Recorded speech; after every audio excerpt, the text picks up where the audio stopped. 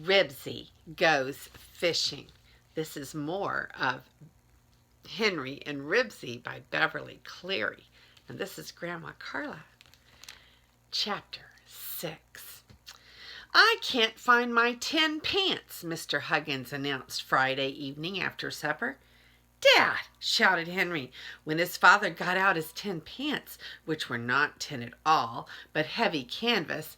Henry knew it meant only one thing. His father was going fishing. Salmon fishing. "I get to go too, don't I? Don't I, Dad?"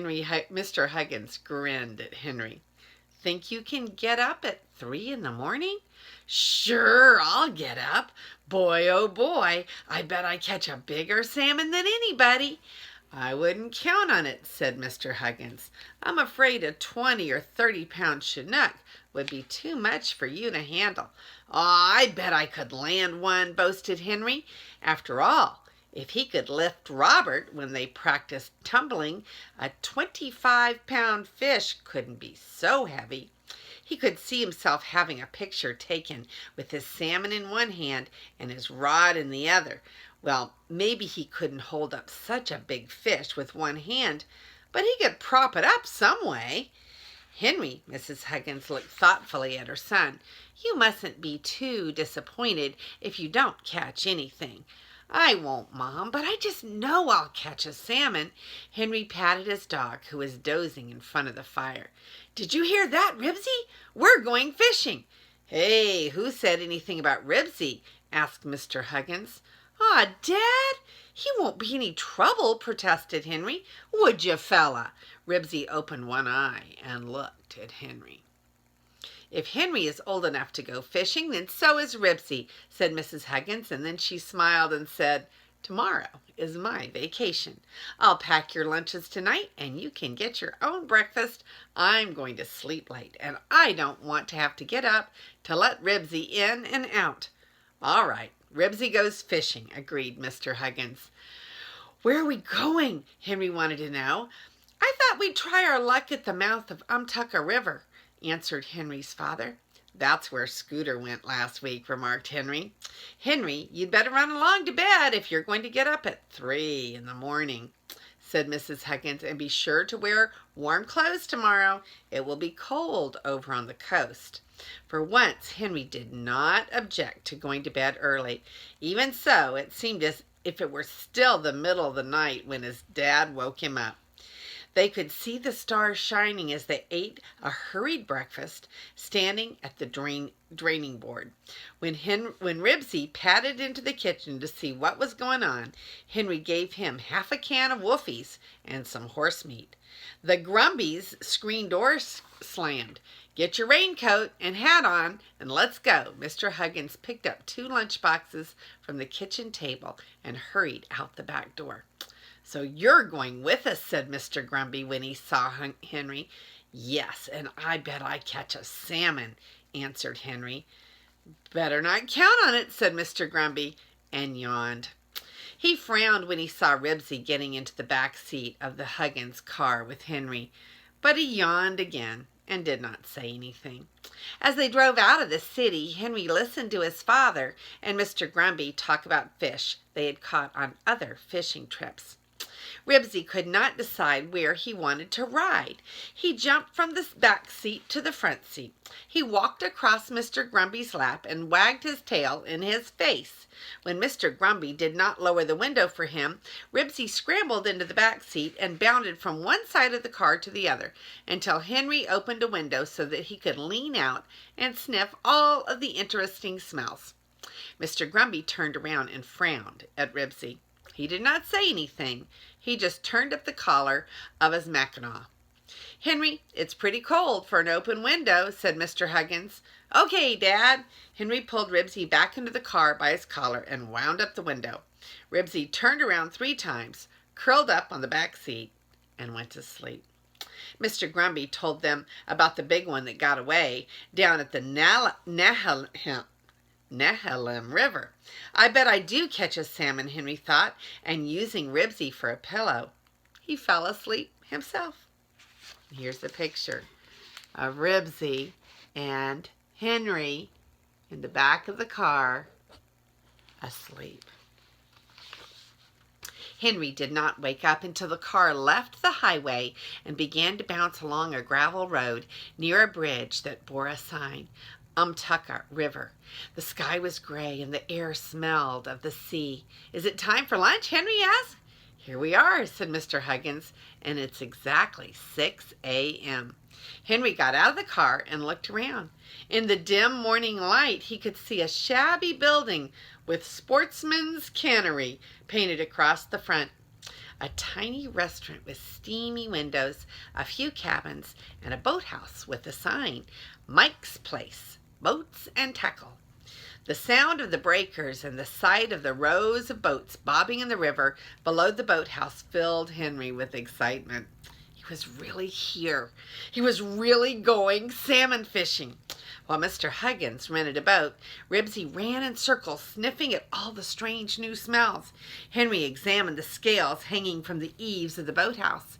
He took hold of the hook and pulled down until the hand of the scales spun around and pointed to 25 pounds. "It sure takes a lot of pulling to make 25 pounds, thought Henry. More than anything, he wanted to hang on to a salmon on that hook and see the hand point to 25, or maybe even 30. He would have his picture taken with the salmon hanging on the scales so everyone would know how much it weighed. "I brought my boy along this time," Mr. Huggins said to Mike, the owner of the boat. "Well, hello there, Shorty," said Mike. "So they're going to make a fisherman out of you." "Yes, sir. I hope to catch a salmon," answered Henry, and when he saw Mike smile, he was sorry he had said it. Maybe everyone was right. Maybe he couldn't land the salmon, even if one did bite. Still, there wasn't any harm in hoping that he could, was there? "Fishing pretty good," said Mr. Huggins. "Pretty good," Mike answered. "Fella brought in a 30-pounder yesterday. A 36-pounder. 36 pounds. Oh boy, thought Henry, as he took the lunches and followed his father and Mr. Grumby down the steps to the boat tied to a float in the river. Ribsy followed Henry into the boat and sniffed at the lunches. "Wind from the south, going to rain," remarked Mr. Grumby as he wound the rope around the starter and yanked it. The motor sputtered and was silent. Mr. Grumby rewound the rope. "Hurry," thought Henry. "I want to get started fishing." Mr. Grumby yanked the rope again. This time the motor started. Henry turned up the collar of his raincoat against the wind and hung onto the side of the boat. The river looked cold and deep. Ribsy stood in the bow and barked excitedly at the seagulls wheeling overhead as their boat joined the other boat scurrying toward the sandbars at the mouth of the river. Although the Umtucka was several hundred feet wide at Mike's Place, it was much narrower where it ran into the ocean because sandbars had formed on either side of the river's mouth. Mr. Grumby anchored the boat just inside the sandbars in line with the boats already there. Henry knew this was the best spot to catch the fish as they came out of the ocean and started up the river to spawn. And here are the three of them in their boat, all ready to fish. "Golly," said Henry as he watched the swift current of the river seethe against the breakers. "It looks like the river is fighting to get into the ocean and the ocean is fighting to get into the river. I wouldn't want to fall in and get carried out there." Mr. Huggins and Mr. Grumby did not answer. They were too busy getting out the tackle. Mr. Huggins handed Henry a stout rod with a reel attached. The end of the line was fastened to one corner of a three-cornered piece of plastic. A lead sinker was joined to another corner, and from the third corner hung a piece of wire with a hook, some red feathers, and a glittering piece of brass. "Henry, I think the easiest way for you to fish is to drop your line overboard and let the current carry it out," said Mr. Huggins. "Like this." He tossed the line into the water. The reel on the rod began to spin as the line was carried out. "But You didn't bait the hook, said Henry. Salmon that are trying to get up the river to spawn aren't hungry, explained Mr. Huggins. They bite because the brass spinner makes them angry. Oh, said Henry. He hoped he could make a salmon good and angry. Then he said, Ribsy, you get away from those lunches. Henry and the two men settled down to fish in silence. Henry dropped his line overboard, let it be carried out, and slowly reeled it in. His father and Mr. Grumpy, skilled fishermen, threw their lines out. Henry dropped his line again and again. The wind grew colder, and his nose began to run. Toss out the line, reel it in, wipe your nose. Toss out the line, reel it in, wipe your nose. Finally, he said, Dad, is it lunchtime yet? Mr. Huggins looked at his watch. It is exactly 8:36. Toss out the line, reel it in, wipe his nose. Henry tried not to think about how hungry he was. Ribsy sniffed at the lunches and looked hopefully at Henry. A shout went up from another boat, and Henry looked in time to see a man lean out of his boat and hook a great silvery fish through the gills with his gaff and pull it into his boat. Must be a 20-pounder, remarked Mr. Grumpy as the line sang from his reel. Henry was filled with his excitement at the sight of the great fish. Come on, salmon, bite, he thought, and tossed out his line. Large raindrops began to splash the boat. Then the rain came pelting down. Rivulets of water ran off Henry's rain hat. Ribsy shivered and whimpered. Toss out the line, reel it in, wipe his nose. Henry began to wonder if salmon fishing was so much fun after all. If only he was not so hungry. Finally, when the rain stopped, Mr. Huggins said, What do you say we knock off for a few minutes and have a sandwich? Suits me, said Mr. Grumpy. Boy, am I starved. Henry reached for his lunchbox. He poured some soup from his thermos and bit into a thick ham sandwich. Did it taste good? Ribsy watched every bite he took. When Henry swallowed, Ribsy swallowed. Poor Ribsy. He looked so thin, with his wet hair plastered against his body. Henry gave him half a sandwich. Save some lunch for later, warned Mr. Huggins. We have a long day ahead of us. Ribsy gulped the bread and meat, and then he stood up and shook himself so hard his license tags jingled. Water showered in every direction, spattering faces, soaking sandwiches, splashing into the coffee the men were drinking from their thermos stops. Hey, cut that out, Mr. Huggins tried to hold his sandwich out of the spray. Mr. Grumpy did not say anything. When Ribsy stopped shaking, he pulled out a handkerchief and mopped his face. Then he poured his coffee into the river, stuffed his sandwich back into his lunchbox, and got out another. Mr. Grumpy sure is fussy, thought Henry, taking a big bite out of his soggy sandwich, while Ribsy sat in front of him and watched hungrily. He wagged his tail to show that he would like another bite. His tail slapped against the tackle box. Before Henry could grab it, the box turned over, spilling spinners, hooks, and sinkers into the water in the bottom of the boat. That sure was close, exclaimed Henry, looking at the tangle of tackle. Ribsy might have got a fish hook in his tail. That would have been awful. Mr. Grumpy cleared his throat. Oh, yes, he said, and bent to unsnarl the tackle. Henry, said Mr. Huggins quietly, you better keep an eye on Ribsy. I'm sorry, Dad. Henry felt uncomfortable. Of course, Mr. Grumpy didn't like Ribsy's overturning the tackle box, but just the same, it would have been awful if Ribsy had taken a fish hook in the tail. Henry looked at his wet dog shivering in the wind. Here, Ribsy, get under my raincoat. He made a place for Ribsy, who managed to turn around 3 times before he curled up on the narrow seat and went to sleep. At least he can't get into trouble when he's asleep. At least, thought Henry, he wolfed a 3rd sandwich, the rest of his soup, a deviled egg, and a piece of chocolate cake, and a banana. The warm soup and the rocking of the boat made Henry sleepy. He tossed out at his line, reeled it in, wiped his nose, over and over again.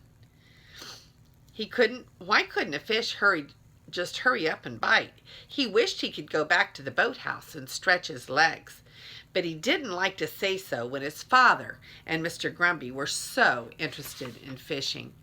Occasionally, a shout went up from one of the other boats and someone held up a salmon. Rain clouds washed over the forest-covered mountains along the edge of the sea. To the south, Henry could see another shower approaching. He turned up the collar of his raincoat and waited for the first drops to come spattering down. "What time is it, Dad?" Henry asked. 10 o'clock, answered his dad, reeling in his line. "Getting tired?" "No." Henry tried to keep from shivering. Only 10 o'clock in the morning. It seemed as if they had been there forever. Why, it wasn't even lunchtime. If only he could put his head down someplace for just a few minutes. Suddenly, Mr. Grumby uttered a noise that sounded like, "Whoop!" "Got something, Mr. Henry?" Mr. Huggins' voice was tense as he put down his rod and picked up the gaff. "Yup!" Grimly, Mr. Grumby wound his reel. Henry was no longer sleepy. He dropped his rod and watched eagerly as Mr. Grumby reeled in his line. He wanted to see exactly how a fish was landed. If a salmon bit for Mr. Grumby, a salmon might bite for him. Mr. Grumby stopped winding the reel. The line began to unwind, and Henry knew the salmon was pulling on it. "It's going to get away? Is it going to get away?" Henry whispered to his father. He knew he must not disturb Mr. Grumby. "I don't think so," answered Mr. Huggins. "If the fish puts up a fight, it's best to let him have the line or he'll break it." When Mr. Grumby began to wind the reel again, Henry watched breathlessly. Suddenly, the fish began to fight once more. Mr. Grumby looked grim as he waited for the salmon to rest. And then he turned the handle for the reel again. The great fish flopped out of the water near the boat. "Get him," said Mr. Grumby. Henry watched his father lean out of the boat with the gaff. "Got him," he said as he hooked the fish through the gills and yanked it into the boat. The enormous fish did not stop fighting. Mr. Huggins tried to club it, but missed. The flopping salmon slapped against the sleeping Ribsy. Ribsy woke up, saw the strange flopping thing, gave one terrified yelp, and tried to scramble away from it. As he fell over the line and fought desperately to get away, the hook was torn from the salmon's mouth. Mr. Grumby tried to grab his fish, but it slid through his hands, leaving them covered with scales. Again, it slapped against Ribsy, who fell over the lunch boxes in his struggle to get away. With one mighty flop, the fish cleared the side of the boat, landed with a splash that showered Henry and the two men, and swam away. "Hee-hee-hee!" yelped the terrified Ribsy as he fought free of fishing rods and lunch boxes. With one frantic glance backward, he leaped out of the other side of the boat and started swimming upstream. It all happened so fast that Henry and the two men sat with their mouths open. "Well," said Mr. Huggins. Mr. Grumby did not say a word. He looked at his hands, covered with fish scales, and he stared at the water where his fish had disappeared. "Dad, start the boat," yelled Henry. "Get Ribsy, he'll be carried out to sea." And here is the big one that got away. And poor Mr. Grumby, he certainly has plenty of cause to say something, but again, he says nothing. I'm sure he's pretty upset. It seemed to Henry that it took his father forever to pull up the anchor and wind the rope around the starter. "Ribsy!" he called frantically to his dog, who was fighting against the swift current of the river with his nose pointed out of the water. "Dad, hurry!" Henry knew that if Ribsy was carried into the breakers, he wouldn't have a chance. Mr. Huggins jerked the rope. The motor sputtered and died. Hurriedly, he rewound the rope. "Dad!" cried Henry in despair. "Ribsy!" The dog was swimming with all of his strength, but was slowly being carried backward. A gust of wind blew across the choppy water, and a wave washed over Ribsy's head. Still, the boat would not start. "Dad, he can't swim against the current," cried Henry, looking back at the hungry breakers. "Can't you hurry?" Mr. Huggins rewound the rope and yanked. The motor gave a tired gasp. Now Ribsy was being carried back past the boat. "I've got to get him," thought Henry, and leaned out of the boat. Ribsy was so close he could see the wild look in his eyes and watch his paws working under the water. Henry leaned a little farther out of the boat, reached towards Ribsy, and lost his balance. As he started to topple into the water, he felt a hand grab him by the collar of his raincoat and yank him back into the boat.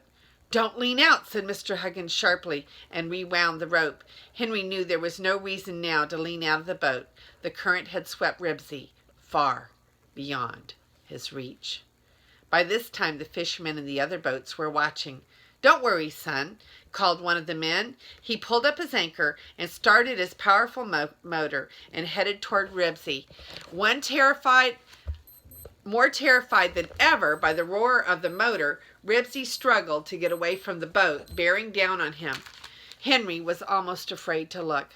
What if the man couldn't catch Ribsy? Or what if the boat ran over him? The man steered his boat close to Ribsy, reached out with his gaff, hooked it through Ribsy's collar, and lifted the struggling, dripping dog onto his boat.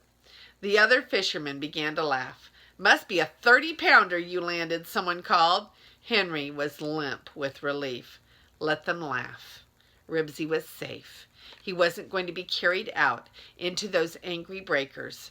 That was all that mattered.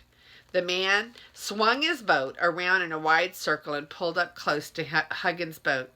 He handed the soggy dog across to Henry. "Gee, thanks," Henry managed to say as he clutched the shivering Ribsy. "Don't mention it," answered the man. His big boat roared away, leaving the smaller boat bobbing in its wake. "Gee," Henry hugged his dog. Ribsy licked his face with the long pink tongue. "Gee, that sure was close." "It sure was," agreed Mr. Huggins. An uncomfortable silence fell on the three. "Sorry about the salmon, Grumby," added Mr. Huggins.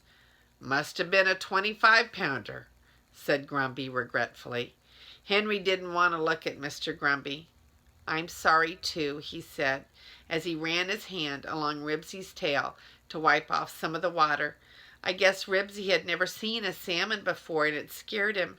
I know he didn't mean to make you lose it. Henry, how would you like to take Ribsy to the boathouse to dry out?" asked his father. "Good idea," said Mr. Grumby. "Okay, Dad," agreed Henry, because he wanted to get his doggie warm and dry again.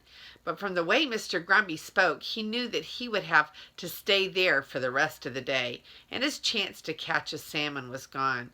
Henry looked sadly at his dog.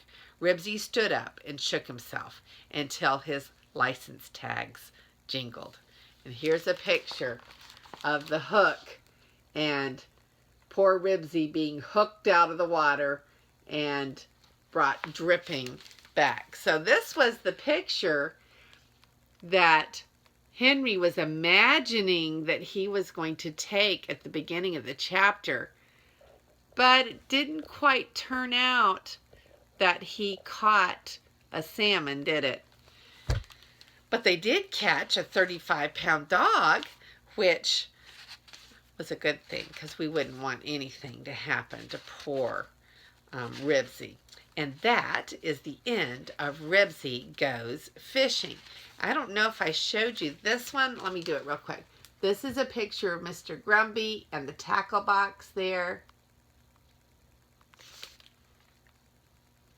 And let's see. That's when the fish jumped out. I showed that one to you already. And that is the end of Chapter 6. And this is Grandma Carla. And stay tuned for Chapter 7. I love you.